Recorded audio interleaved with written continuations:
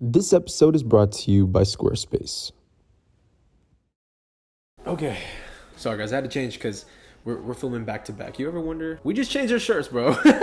All right, you guys, long time no see. Welcome back, man, to another King Japes video. Now today, folks, we're gonna be talking about some rare 35mm film stocks that are absolutely worth trying. These are just going to be films, honestly, that are now discontinued, that aren't being produced anymore, and they might come with a price tag, but they are absolutely worth it.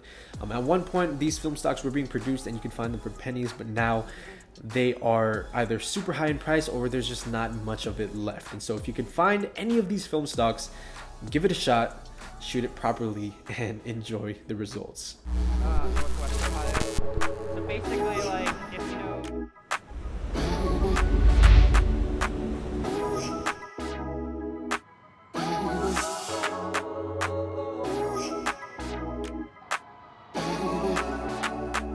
Okay, so here is my handy dandy bag of film from my freezer. Had to let it defrost just for a little bit because, yes, I'm serious, I do keep my film in the freezer.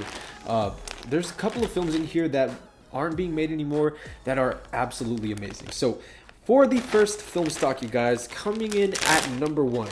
Let's see if I can find her. I got one roll left of this baby right here. All right, so coming in at number one, folks, is Agnes Vista 400. Who remembers this film? I don't know. I remember it because this was all of the hype when I first started getting into film photography. Now, I made a video a long time ago shooting with the Olympus stylus and Agnes Vista at the Santa Cruz Beach Boardwalk, and the colors that I got from this film stock were absolutely insane.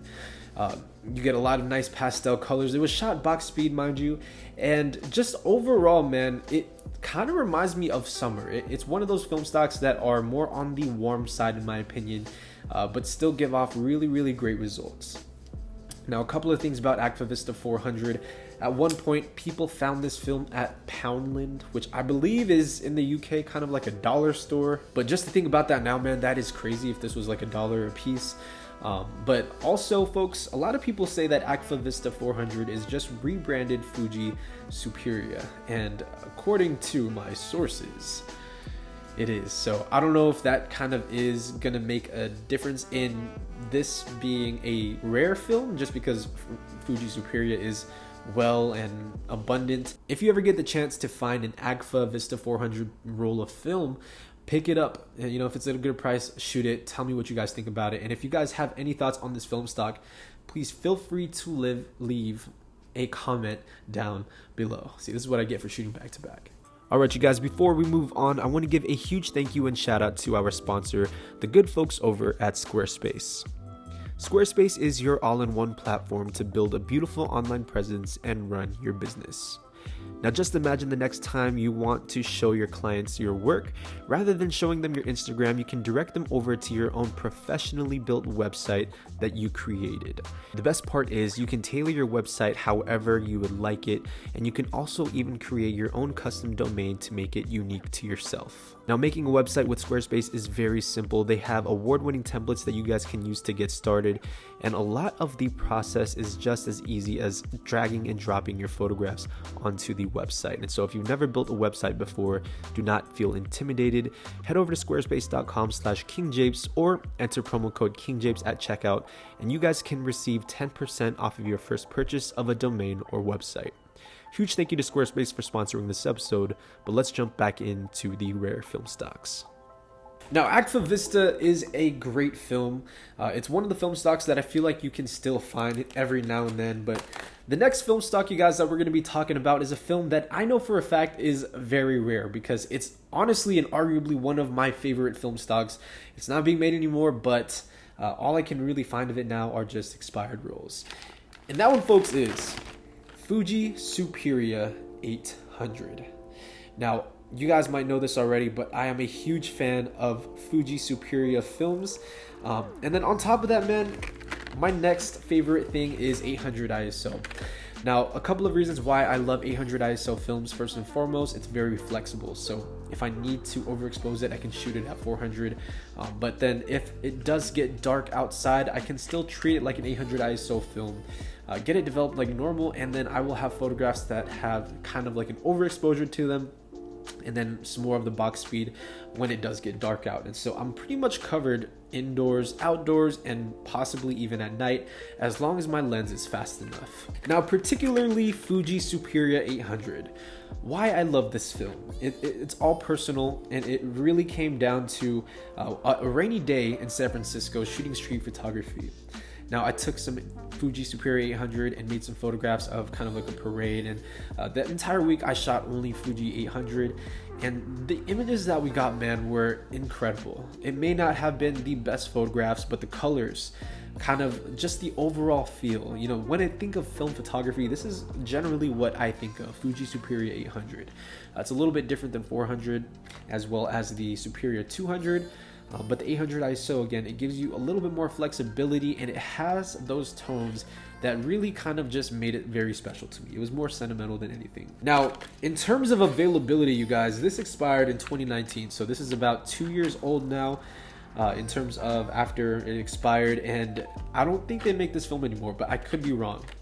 Also, if any of you have Fuji 800, let me know. Hit me up on Instagram because I need more. But with that said, I'm down to my last 2 boxes. I have this one, I have another one in the freezer, and after that, that's all I have of it. So let me know for sure if you guys have this film, and if you guys can find one yourself, it's definitely worth trying. It's one of the best looking films in my opinion, and it also, for being 800 ISO film, has really nice grain, which is something that you don't always see in higher ISO film stocks. Fuji 800, give it a shot. So the next film stock is something that I am, wait, let me see. All right, so the next film stock I don't actually have a roll of, just because it is insanely expensive. And if you can find a roll now, even if it's under 20 bucks, that is a freaking amazing deal. But the next film stock we're gonna be talking about, folks, is Fuji Natura 1600. Now, 1600 ISO native color films, it almost seems like a dream nowadays. The highest ISO films that we do have currently is in black and white form, and that is T-Max P3200 as well as Delta 3200, and even those are 800 ISO films. And so having a native 1600 ISO film stock is absolutely amazing. Now, at one point, Fuji had this film called Natura 1600. It came in this very beautiful kind of pearlescent white box, and it was a film stock that if you got your hands on it, you know that you needed to save it, because even when it was being produced, it was still $17 a roll. Now, in my opinion, what made Fuji Natura 1600 one of the best films for color was just the fact that it was a 1600 ISO native film stock. Fuji actually made another film called Fuji Superia 1600, which essentially, to my knowledge, is the same film stock, and that is discontinued, of course, as well. But Fuji Natura 1600, I'm going to pop up a couple of photographs here, just looked really, really good. You know, you can take it out at night, you can do neon portraits. I think the last roll of 1600 Natura that I shot was in Las Vegas. I got some pretty cool photos from that on the strip. And it was just one of those film stocks that kind of reminded me more of like a Cinestill type of thing. You know, a lot of people did shoot it at night because it was a higher ISO film stock. And if you can find one nowadays, I'm almost positive it might be expired already. So you might need to compensate, maybe shoot it at 800 ISO. But a fresh roll of Fuji 1600, if you guys can find one nowadays, definitely give it a shot. It is a rare film stock, and it's a film that, you know, have made so many people happy in the past. It's kind of unfortunate that we are at this point in time in film photography that we kind of have to look back and appreciate some of those film stocks that were on those shelves, because at one point in time there was a huge abundance of film that nobody was shooting. And you know, I don't want to say we are all kind of late to shooting film, because film was something that declined in the rise of digital photography.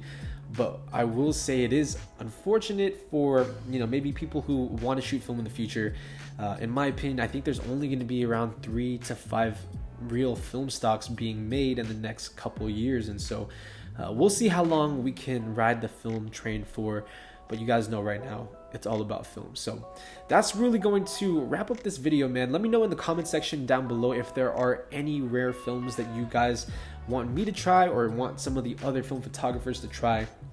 I might have missed a few, but those are the main 3 that come to my head. Those are the 3 that stand out the most.